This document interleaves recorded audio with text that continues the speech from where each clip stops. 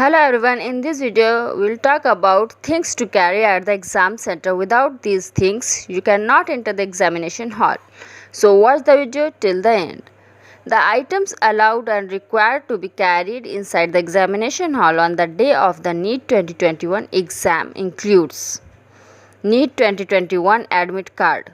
No candidates without their Neet admit card will be allowed to enter the examination center. ID proof. Carrying your valid photo ID just like Aadhaar card is must, without which entry to exam hall will not be allowed. Passport size pictures. Candidates are required to carry a passport size photograph of them.